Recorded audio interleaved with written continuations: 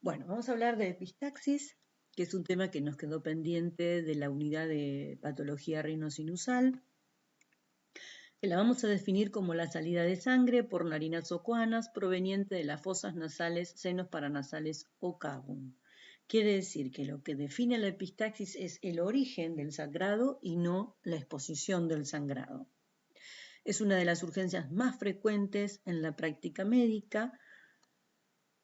El 10% de la población ha sufrido alguna vez una pérdida de sangre significativa por las fosas nasales o por una epistaxis que proviene del sangrado de las fosas nasales, senos paranasales o cavum. El pico máximo de incidencia de la epistaxis entre los pacientes es en 60 y 69 años, con una incidencia de mortalidad del 1%. Es importante distinguir cuál es la vascularización de las fosas nasales. En cuanto a la anatomía, tenemos un aporte sanguíneo que fue descrito por Zuckerklan con dos sistemas de circulación, ramas de la carótida externa y ramas de la carótida interna. Entonces, esto hace que tengan un sistema anostomótico. Tenemos las regiones que son irrigadas por la etmoidal anterior y por la etmoidal posterior, que son un circuito de ramas de la carótida interna, mientras que la esfenopalatina, que es rama de la maxilar interna, que es rama de la oftálmica, que es rama de la carótida externa, esos son los dos circuitos circulatorios de las fosas nasales. Acá tenemos la oftálmica, que va a dar la maxilar interna y de ahí la esfenopalatina, y las etmoidales anterior y posterior, ramas de la carótida interna. Esta es la región muy vascularizada, que es el área de Little, que tiene que ver con el plexo de Kieselbach, que es una región anastomótica muy vascularizada en la región septal anterior, o sea, en la región anterior, anteroinferior del tabique nasal.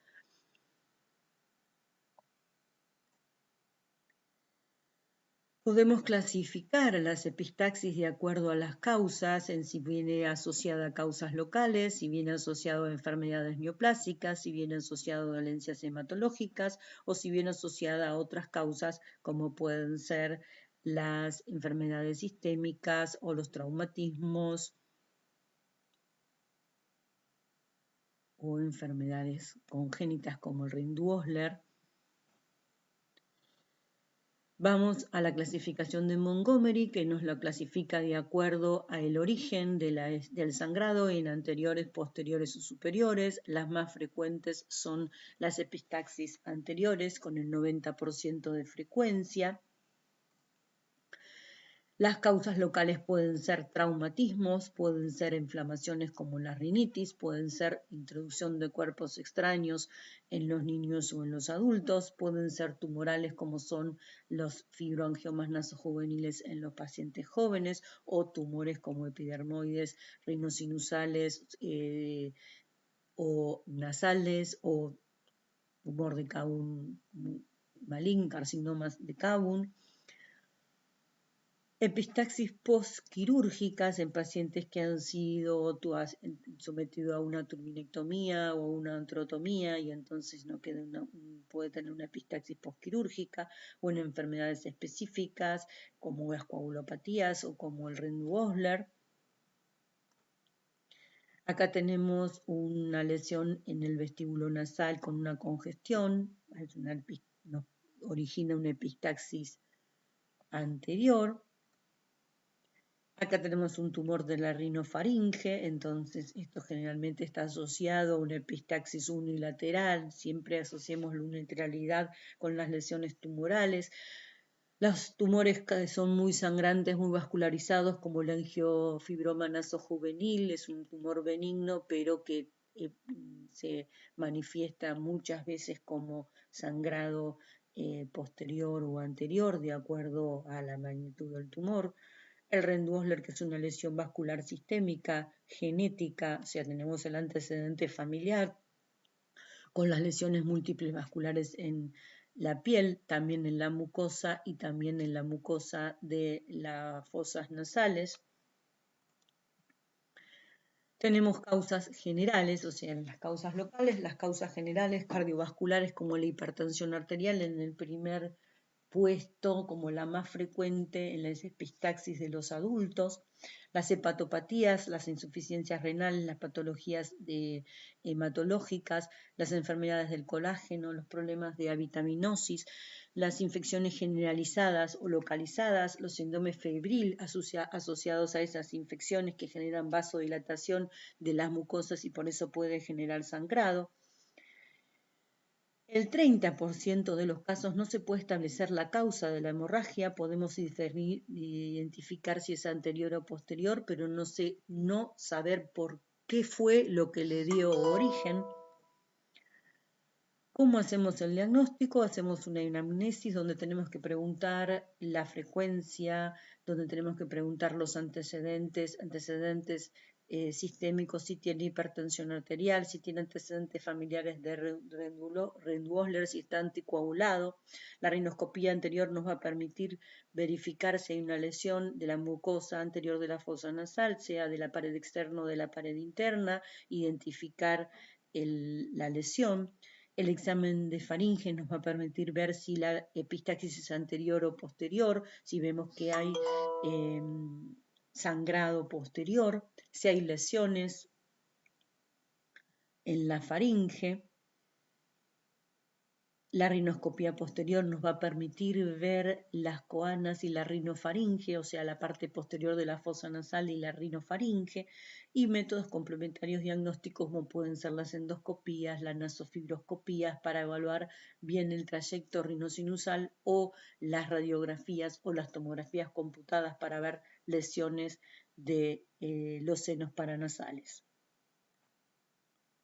Acá tenemos una lesión, en realidad tenemos el área de Kieselbach, que son estos vasos ingurgitados, esto es anatómico, pero al estar ingurgitado esto puede lesionarse y generar epistaxis, antes solo hecho con el roce, con el toqueteo, con la picazón al rascarse y entonces genera una epistaxis anterior.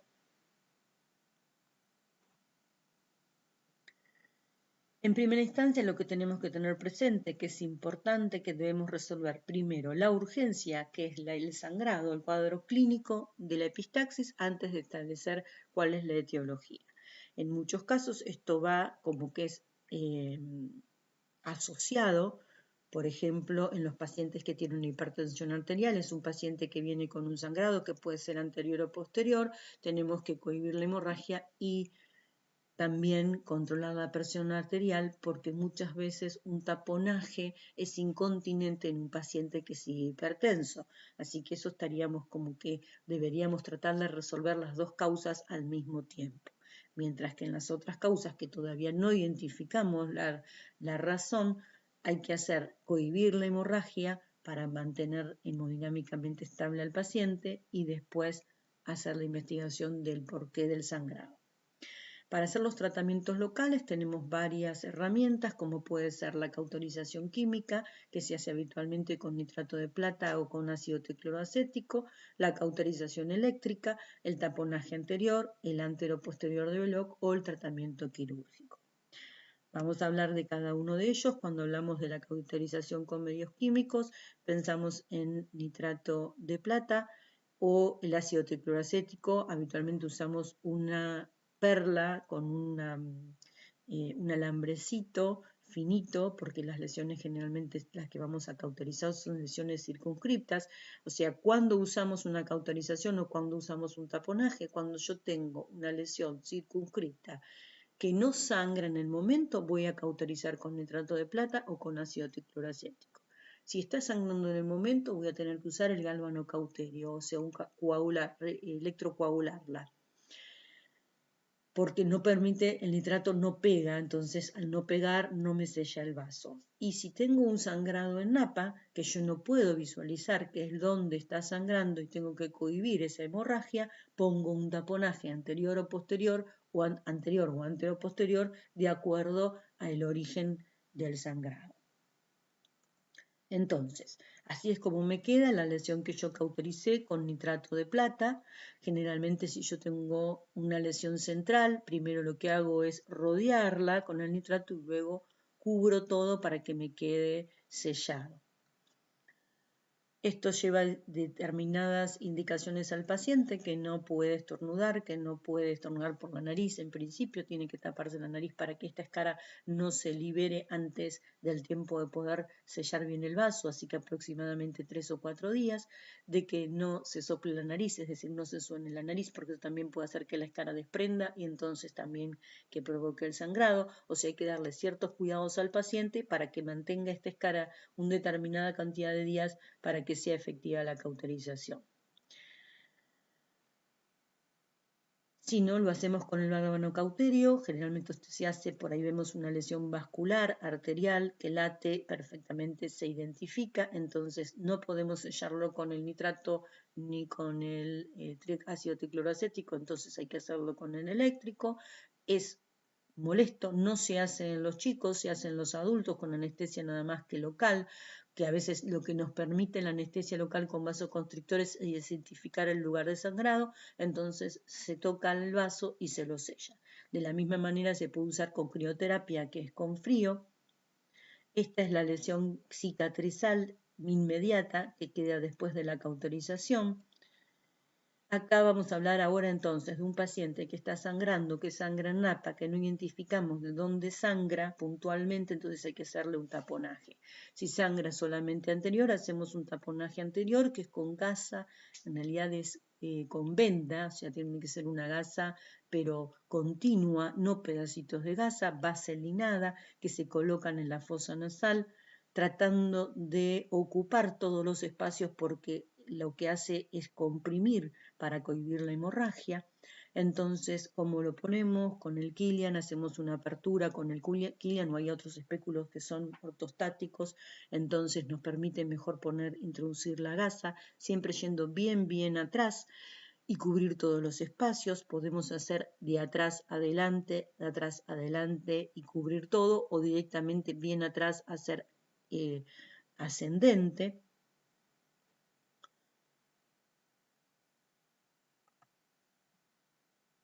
Bien.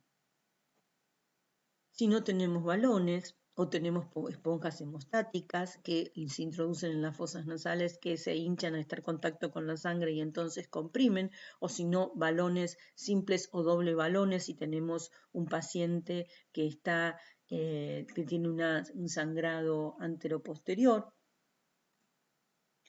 Y si no, el típico tapón de gasa, donde se hace un cuadrado de gasa de 1,5 por 1,5 aproximadamente. Esto va a depender también de la anatomía del paciente. Esto se lo ata con lino fuerte, que nos vamos a dejar 4 cabos, 2 hacia arriba, 2 hacia abajo. Esto lo vamos a introducir con una sonda Foley en la fosa nasal. Introducimos en la fosa nasal, lo sacamos por la boca. Cuando el paciente empieza a hacer arcada, bajamos la lengua y con una coger lo traemos y lo volvemos a sacar por la boca.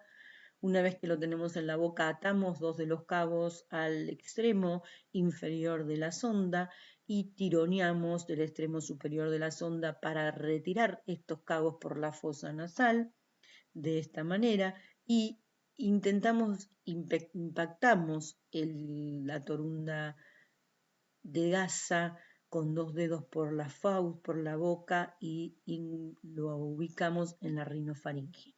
Al tironeamos con una mano y con la otra lo encajamos en la rinofaringe para que obstruya las coanas y entonces de esta manera comprima las etmoidales y eso evita el sangrado. Luego lo fijamos con un taponaje anterior. O sea, esto nos queda así, ya lo tenemos ubicado en la rinofaringe, tironeamos de estos cabos los abrimos y ponemos todo gasa en la parte anterior de la nariz, o sea, cubrimos las fosas nasales para fijarlo y lo fijamos a la parte anterior con otra gasa, ahí atamos los 2 cabos de lino y entonces queda terminado el taponaje. Las proyecciones de estos dos cabos, cortamos para que el paciente lo trague, porque esto le va a dar bastante reflejo. Si dejamos este cabo muy largo le va a dar arcadas, entonces lo cortamos por acá, esto lo desechamos y estos dos cabos son los que nos van a permitir, una vez que el paciente cumpla el tiempo necesario para dejar un taponaje posterior, que es aproximadamente entre 5 o 7 días, dependiendo de si es continente o no y de cuál es la causa que le dio origen. Si ya está estabilizado el paciente, vamos a retirar el taponaje posterior cortando la fijación y agarrando estos dos cabos con una coger, lo vamos a volver a sacar por acá, porque por acá no puede pasar. Así es como quedó. Cuando se lo voy a sacar, lo que hago es liberarlo de acá. Al liberarlo, yo ya agarré estos cabos, o sea, con una coger lo tengo retenido estos cabos por la boca, libero de acá, el anterior lo saco por acá y el posterior tironeo este cabo y lo saco por la boca. Bien. Existen fallas de taponamiento, quiere decir que yo hago un taponaje antero-posterior y el paciente sigue sangrando. Puede ser porque persiste la causa, como decíamos hoy, si es un hipertenso totalmente inestable y aumenta mucho la presión, probablemente el taponaje no sea continente. Y si no, porque está mal hecho el taponaje. Según varios autores, hay un 25% de fallas en los taponajes para Montgomery, un 20% para Stan y un 14% para Procino. Muchas veces el taponaje sí se hace con una Foley directamente y se infla el balón. A veces ese balón se va desinflando, entonces no comprime. Entonces, ese es el beneficio del Legasa, que se hincha al llenarse de sangre y entonces comprime, se mantiene y no se patina. Este taponaje funciona como un cuerpo extraño, quiere decir que nos puede traer complicaciones como una sinusitis, por eso siempre sea de rutina tratamiento antibiótico, nos puede traer una otitis por inflamación tubárica, nos puede traer una sepsis si se contaminó y no le dimos cobertura timpánica, nos puede traer una necrosis alar o una necrosis del cartílago, generalmente cuando hacemos taponajes anteriores bilaterales, entonces muy compresivos, el cartílago no puede irrigarse a partir de una mucosa que está muy comprimida.